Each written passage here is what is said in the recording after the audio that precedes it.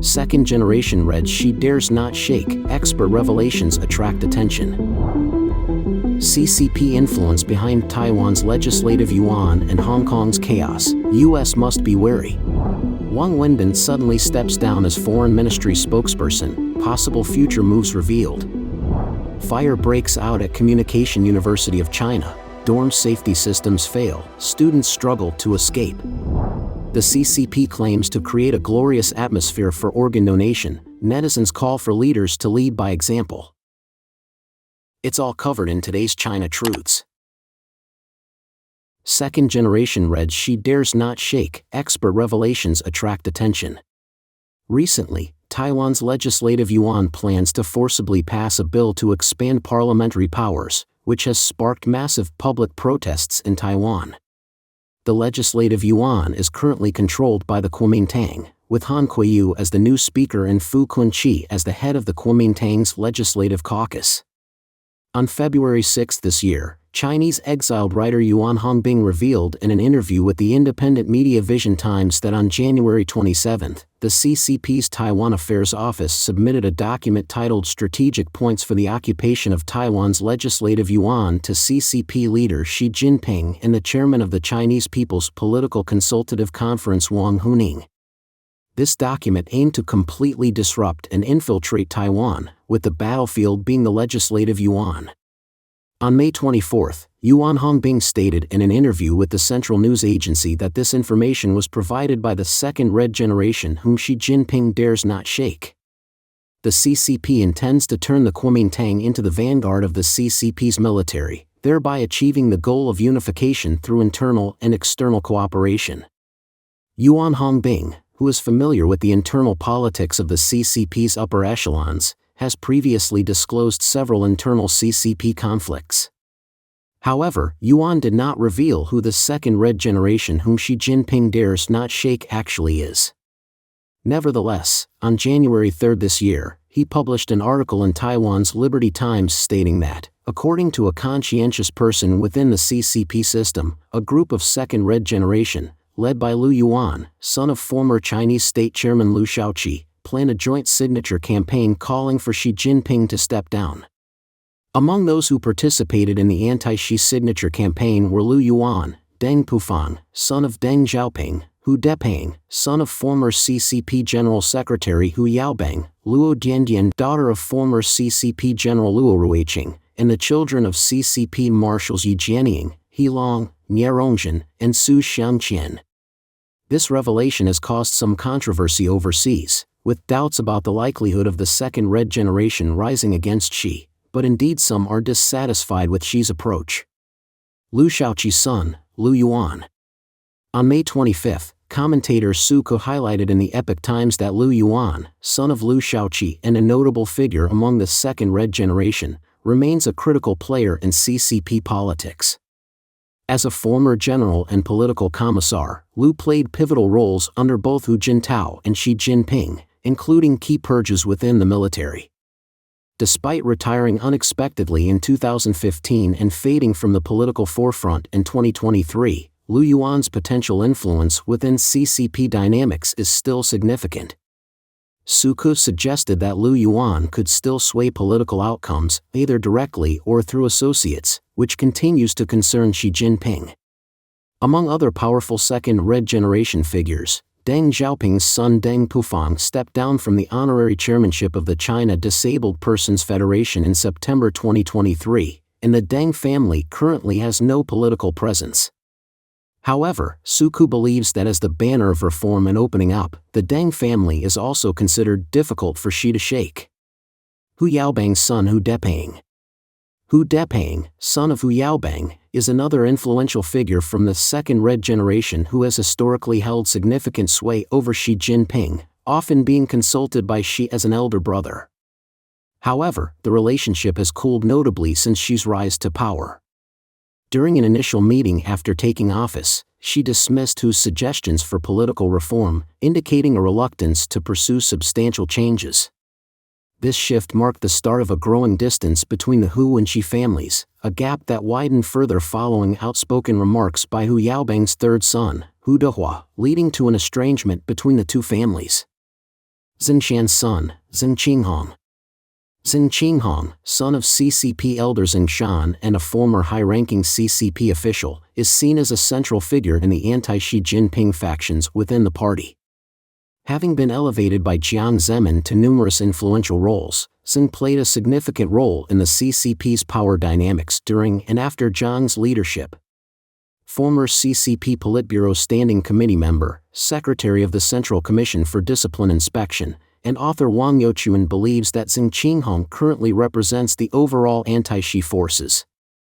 Wang Wenbin said, "In today's CCP high echelons, Xin Qinghong's position is very special. He spans the Jiang faction, Second Red Generation, Shanghai clique, Jiangxi clique, Oil clique, Hong Kong and Macau clique, National Security clique, and External Propaganda clique." Such a position makes him the overall representative of the CCP high echelon anti-Xi forces after Jiang Zemin's death. CCP influence behind Taiwan's legislative Yuan and Hong Kong's chaos, U.S. must be wary. The legislative Yuan of the Republic of China continues to face turmoil due to the Congressional Reform Bill, with protests initiated by over 60 civil groups including the Taiwan Citizen Front and the Referendum to Protect Taiwan Alliance, affecting the whole island. In Taipei, outside the legislative Yuan, over 100,000 citizens took to the streets chanting "No discussion, no democracy, return the bill for substantive review, and go Taiwan," among others, as they held signs, banners, marched, and voiced their demands and sit-ins.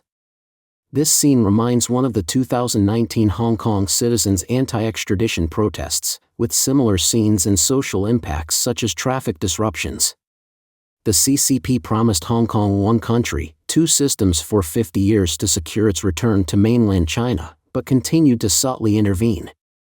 Facing local resistance, the CCP coined divisive terms like Taiwan independence and Hong Kong independence, stoking ethnic tensions for a cognitive war. Tactics evolved from the anti-Article 23 protests in 2003 to the 2014 Umbrella Revolution. Post Meng Wanzhou's arrest, the CCP sought to use Hong Kong's legal system to extradite those it claimed violated Chinese laws, which led to the controversial extradition bill. This bill faced strong opposition from informed Hong Kong citizens and was aggressively promoted by CCP-affiliated offices. Complicit Hong Kong officials betrayed local interests, sparking massive street protests demanding significant changes. The legislative Yuan's dispute over the Congressional Empowerment Bill is reportedly part of a strategy by Wang Wenbin, chairman of the National Committee of the Chinese People's Political Consultative Conference, responsible for Taiwan affairs at Zhongnanhai during Hu Jintao's era. Wang, known as the three-term national mentor since Hu's tenure, had submitted a report titled Several Thoughts on Establishing a United Front in Taiwan's Intellectual Circles, proposing strategies of chaos in Taiwan for unification. Essentially, this involved forming a united front of power, knowledge, and capital to divide and disunite Taiwan's political parties, intellectuals, politicians, and the public to create dependency and promote unification. Xi and the CCP gladly accepted this clever strategy, Wang Wenbin is certain to believe. When Taiwan's economy and people's livelihood fall below the critical line, and the pain exceeds the desire for peace and stability, Taiwan will inevitably propose the possibility of relying on the CCP, believing that Taiwan will undergo the deadly experience of trajectory, from countering the mainland to non-subordination, and finally seeking peace to promote unification. Now, the consciousness of non-subordination is fading without the support of other civilized nations to dismantle the CCP's values. In Wang's view, the Republic of China is yielding, and the CCP is moving towards victory. After the mainland, it is Hong Kong, and after Hong Kong, it is Taiwan, Tibetan independence, Xinjiang independence, Hong Kong independence, Taiwan independence, the June 4th incident, the 1999 petitions, the White Paper Revolution, all are eerily familiar. Of course, the CCP will not be satisfied with just taking over Taiwan. The Communist Manifesto declares the goal to liberate all of humanity, to unify the globe, and the CCP's further goal is to create chaos in the United States. It is well remembered that during the 2020 U.S. elections, there were continual protests in American society, and on January 6, 2021, about 2,500 protesters caused the Capitol Hill riot. According to media reports, behind the U.S. election, there were CCP shadows interfering. In July, the U.S. presidential election debates will start, with another election this November. According to a declassified intelligence report and investigations by several private sectors, the CCP interfered in the U.S. 2022 midterm elections through a series of meticulously planned techniques, including retaliating against U.S. lawmakers, promoting divisive content, and impersonating U.S. voters online. This situation underscores the need for global vigilance and collective action against such threats. Wang Wenbin suddenly steps down as Foreign Ministry spokesperson, possible future moves revealed. Hong Kong media reported on the 25th that the regular press conference held by the Chinese Foreign Ministry on the 24th was Wang Wenbin's last time hosting. According to the Singtao Daily, Wang Wenbin said during the regular press conference on the 24th, "Thank you all for attending the Foreign Ministry's regular press conference, we'll meet again." After the press conference, Wang Wenbin shook hands and took photos with some of the journalists. Reports indicated that it was announced at the venue that Wang Wenbin would be stepping down as spokesperson. Wang Wenbin, 53 years old, graduated from the Institute of Foreign Affairs and previously served as the secretary to former Foreign Minister and State Councilor Tang Jiashuan. In 2013, he was the Deputy Director of the Policy Planning Department of the Foreign Ministry, served as the Chinese Ambassador to Tunisia in 2018, and in 2020 became the Deputy Director of the Information Department of the Foreign Ministry and a spokesperson. Like other Chinese Foreign Ministry spokespersons, Wang Wenbin also exhibited a wolf warrior style. In April this year, netizens noticed that the watch Wang Wenbin wore was a Patek Philippe valued at 3.47 million yuan, about $480,000, which led to widespread mockery online. According to the aforementioned report by Hong Kong media, Wang Wenbin is currently a director-level official, and it is rumored that he might be considered for an important ambassadorial position or another significant role. Fire breaks out at Communication University of China. Dorm safety systems fail, students struggle to escape. In the early hours of May 25, a fire broke out in the student dormitory of the Communication University of China in Beijing. Videos circulating online showed flames and thick smoke billowing from the ground floor of a building. Images indicated that the fire occurred in the D area of the Blue Phase 1 dormitory in the Chaoyang district of Beijing, starting around 6 a.m., with the fire extinguished after about 40 minutes. Students reported that during the fire alarm system did not activate. The students said, "The smoke alarms didn't make a sound. We relied on knocking on doors and breaking windows."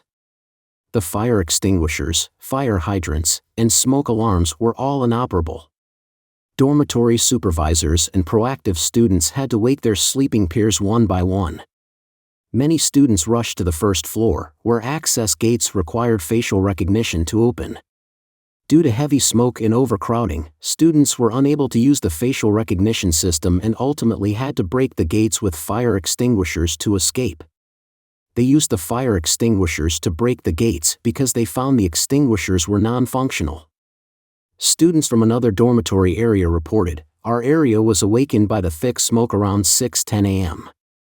We alerted each other and escaped, finding the hallways filled with white smoke, but the smoke detectors and spotlights inside the building did not react at all." The student mentioned that no one notified them to evacuate, and had the fire not been extinguished promptly, the residents could have potentially suffocated in their sleep. Following the incident, the Communication University quickly restricted information about the fire. One student mentioned, "The school silenced us right away." The fire alert notification referred to the location as an apartment in Beijing's Chaoyang. An NTD reporter found that on the mainland's Douyin platform, there was only one video about a fire in an apartment in Beijing's Chaoyang, with a commenter noting, "Luckily you labeled it as a certain community, now this might be the only video left online." On Weibo, only a few reposts and screenshots related to the incident remained. On the day of the incident, the Chaoyang Fire Department reported that at 6:18 a.m. on May 25, a fire occurred on the first floor of the Blue Phase apartment in Chaoyang District, with the fire extinguished at 6:39 a.m. Preliminary verification indicated that the fire involved indoor bedding, with no casualties. This marks the third fire at the Communication University within a year. The CCP claims to create a glorious atmosphere for organ donation. Netizens call for leaders to lead by example. On May 21, the National Health Commission of the CCP and other departments released opinions on promoting the healthy development of human organ donation work, declaring their goal to increase the annual registration of organ donation volunteers by more than 10% within 5 years, aiming for a national donation rate of 8 per million population. They also stated that all relevant departments should communicate and cooperate to jointly carry out organ donation propaganda, volunteer services, and commendation rewards.